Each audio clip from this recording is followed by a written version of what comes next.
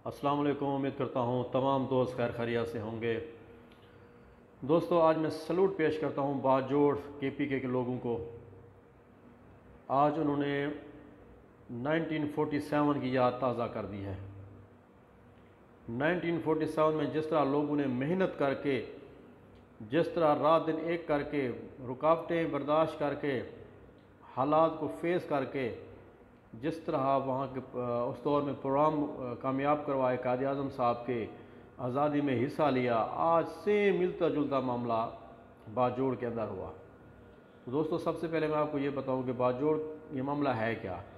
आज बाजोड़ में worker convention था पाकिस्तान तहरीक इंसाफ का, जिसमें पाकिस्तान तहरीक इंसाफ के सीनियर वाइस प्रेसिडेंट शेर अफजल मरवत साहब, एडवोकेट साहब, उन्होंने वहाँ पर जाना था, तकरीर करनी थी।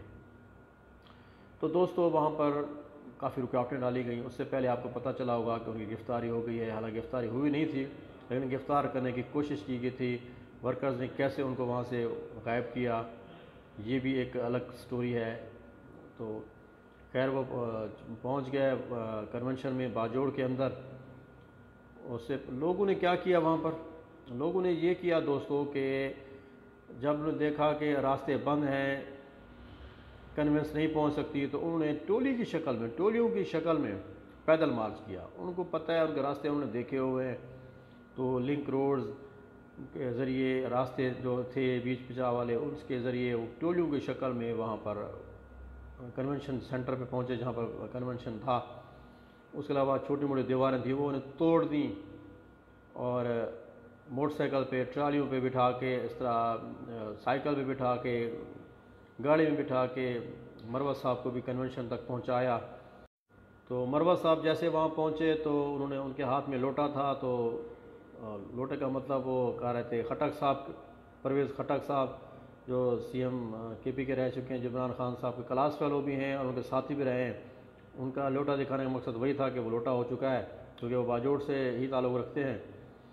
तो उन्होंने बड़ी धूमधार तकरीर की। तो अभी तकरीर उनकी शुरू ही हो रही थी तो 200 से ज़्यादा पुलिस एहलकार वहाँ पहुँचे। आते उन्होंने धावा बोल दिया और पूरी कोशिश की उन्होंने शेर अफजल मरवत साहब को गिरफ़्तार करने की, लेकिन पूरे जलसा गाह को, ख़ास तौर पर स्टेज को वर्कर्स ने घेरे में ले लिया और पुलिस को उन तक नहीं पहुँचने दिया।